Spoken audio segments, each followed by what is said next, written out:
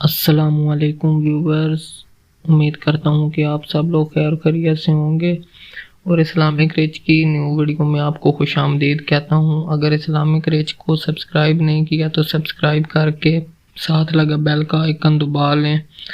اور آج کی اس ویڈیو کا ٹاپک ہے کہ مولا علی علیہ السلام کے انصاف کا سچا واقعہ۔ تو ویڈیو کو لمبا ہونے سے بچانے کے لیے چلتے ہیں ویڈیو کی طرف۔ تو بسم اللہ الرحمن الرحیم۔ حضرت علی رضی اللہ تعالیٰ عنہ ایک روز مسجد میں داخل ہوئے تو ایک شخص زارو قطار رو رہا تھا۔ کچھ لوگ اس کے گرد جمع تھے اور اسے سمجھا رہے تھے۔ حضرت علی رضی اللہ تعالیٰ عنہ نے پوچھا، کیا بات ہے؟ تو وہ شخص جو رو رہا تھا اس نے بتایا، میرے والد چند لوگوں کے ساتھ سفر پر گئے تھے، وہ لوگ تو واپس آ گئے، میرے والد واپس نہیں آئے۔ میں نے ان لوگوں سے پوچھا تو کہتے ہیں کہ تمہارا باپ راستے میں ہی فوت ہو گیا۔ میں نے مال کے بارے میں پوچھا تو کہتے ہیں کہ کون سا مال؟ تیرے باپ کے پاس تو کوئی مال نہیں تھا، حالانکہ میرے والد تجارت کے لیے گئے تھے اور ان کے پاس کافی مال تھا۔ حضرت علی رضی اللہ تعالیٰ عنہ نے کہا، تم نے قاضی کی طرف رجوع نہیں کیا؟ اس نے جواب دیا، میں نے قاضی کے پاس رجوع کیا تھا، لیکن قاضی نے انہی لوگوں کے حق میں فیصلہ دے دیا ہے۔ تو حضرت علی رضی اللہ تعالیٰ عنہ اور تمام لوگوں کو لے کر قاضی کے پاس پہنچے اور قاضی سے پوچھا کہ تم نے اس نازک معاملے میں کیسے فیصلہ کیا؟ قاضی نے جواب دیا، ہم نے اس سے گواہ طلب کیے تو اس جوان نے کہا، میرے پاس کوئی گواہ نہیں۔ پھر میں نے انہیں قسم کھانے کو کہا تو ان سب نے قسم کھائی ہے کہ واقعی ایسا ہی ہوا جیسا ہم کہہ رہے ہیں۔ تو میں نے ان کی بات پر یقین کر کے ان کو چھوڑ دیا۔ اب حضرت علی رضی اللہ تعالیٰ عنہ کہ اس کا فیصلہ میں خود کروں گا اور بالکل ایسا کروں گا جیسا اللہ کے نبی حضرت داؤد علیہ السلام نے اپنے زمانے میں کیا تھا۔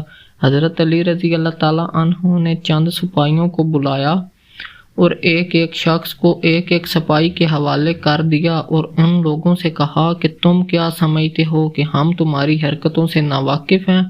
ہمیں سب معلوم ہے۔ آپ نے ایک حکم اور دیا کہ ان سب کے چہرے کپڑے سے ڈھانپ دیے جائے اور سب کو مسجد کے ایک ستون کے پیچھے کھڑا کر دیا جائے۔ پھر آپ نے کوتب کو اپنے پاس بلایا اور سپاہیوں سے کہا کہ جب میں بلند آواز میں تکبیر کہوں تو ایک ایک کر کے ان میں سے ایک ایک کو لے آنا۔ پھر آپ نے پہلی تکبیر کہی اور ایک سپاہی پہلے ملزم کو لے آیا۔ حضرت علی رضی اللہ تعالیٰ عنہ نے اس کو اپنے سامنے بٹھا کر حکم دیا کہ اس کے چہرے سے کپڑے کو ہٹا دو اور کاتب کو کہا کہ میرا سوال اور اس کا جواب قلم بند کرو۔ حضرت علی نے اس سے پوچھا کہ تم کس دن آپ کے ساتھ روانہ ہوئے تھے؟ اس نے جواب دیا، فلاں دن فلاں مہینے میں۔ کہاں کس مقام پر پہنچے؟ کہ اس مقام پر پہنچے تو حضرت علی رضی اللہ تعالیٰ عنہ نے پوچھا کہ مرنے والے کو کیا مرض لاحق تھا؟ اس نے بتایا کہ فلاں مرض لاحق تھا۔ پوچھا کتنے دن بیمار رہا؟ اس نے بتایا کہ اتنے دن۔ پوچھا کس دن مرا؟ تو اس نے کہا فلاں دن۔ اب ساری باتیں کاتب نوٹ کر رہا تھا۔ پھر حضرت علی رضی اللہ تعالیٰ عنہ نے ایک اور سوال کیا کہ جس دن مرا تو کس نے اسے غسل دیا اور کس نے اسے کفن دفن کا فرائض ادا کیا اور اس نے نماز جنازہ ادا کی؟ اس نے کہا فلاں آدمی نے۔ کاتب نے سب نوٹ کیا کہ سارے سوال حضرت علی نے اس سے کیے۔ اس سارے مکالمے کی آواز باقی کسی ملزم کے کانوں تک نہیں جا رہی تھی، وہ سب اس سے باخبر تھے۔ حضرت علی رضی اللہ تعالیٰ عنہ نے دوبارہ بلند آواز میں تکبیر کہی، اس کے ساتھ ہی دوسرے ملزم کو پیش کیا گیا۔ سب ملزموں نے اقرار جرم کر لیا۔ یہ ہم آپ آگے بتاتے ہیں تفصیل سے۔ حضرت علی رضی اللہ تعالیٰ عنہ نے دوسرے ملزم سے سوال پوچھنا شروع کیا اور کہا کہ تمہیں کیا لگتا ہے؟ ہمیں کچھ معلوم نہیں، ہمیں سب معلوم ہو گیا ہے۔ اب اس نے سوچا کہ اس سے پہلے سب کچھ بتا دیا ہے، اور وہ کہنے اس سے پہلے والے نے سب کچھ بھائی بتا دیا، تو وہ کہنے لگا میں ان کے ساتھ ضرور تھا مگر میں اس قتل میں راضی نہیں تھا، باقی سب راضی تھے، اور ان سب نے مل کر اس نوجوان کے باپ کو قتل کر دیا ہے۔ اب یہ ملزم کا اعتراف وہ کاتب اور مسجد میں بیٹھے سب لوگ سن رہے تھے۔ اب اگلے ملزم کو لایا گیا، اس نے بھی اقرار جرم کر لیا۔ اس طرح آتے آتے سب ملزموں نے اقرار جرم کر لیا۔ ہم سب نے مل کر اس جوان کے باپ کو مارا ہے اور اس کے مال کو بھی ہم نے آپس میں بانٹا ہے۔ جس طرح حضرت علی رضی اللہ تعالیٰ عنہ نے پیچیدہ کیس کو آسان طریقے میں نمٹایا، اور پھر حضرت علی نے اس نوجوان کے حق میں فیصلہ سنا دیا۔ قاضی وہاں موجود تھا اور قاضی نے کہا، حضرت یہ فرمائیے کہ حضرت داؤد علیہ السلام نے اس قسم کا کون سا فیصلہ کیا تھا؟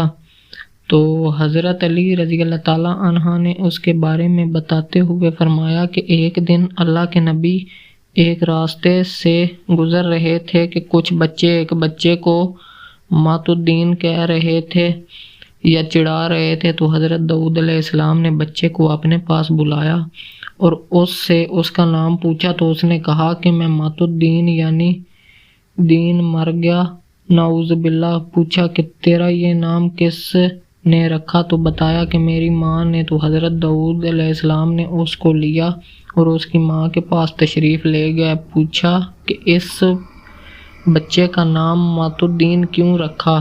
اس کی ماں نے کہا، میں نے نہیں رکھا بلکہ میرے شوہر نے رکھا ہے۔ اچھا وہ کہاں ہے؟ تو جواب ملا کہ وہ زندہ نہیں۔ تو آپ نے پوچھا کہ یہ نام کیوں رکھا تھا؟ جواب ملا کہ میرا شوہر چند افراد کے ساتھ سفر پر گیا تھا، سب واپس آ گئے اور میرا شوہر واپس نہیں آیا۔ جب میں نے واپس آنے والوں سے پوچھا تو انہوں نے کہا کہ وہ تو دوران سفر فوت ہو گئے ہیں۔ میں نے ان سے پوچھا کہ اس کے مال و اسباب کا کیا ہوا؟ تو انہوں نے کہا کہ اس کے پاس تو کچھ بھی نہیں تھا، حالانکہ میرے شوہر کے پاس بہت مال تھا۔ تب میں نے پوچھا کہ مرتے وقت میرے شوہر نے وصیت کی تھی؟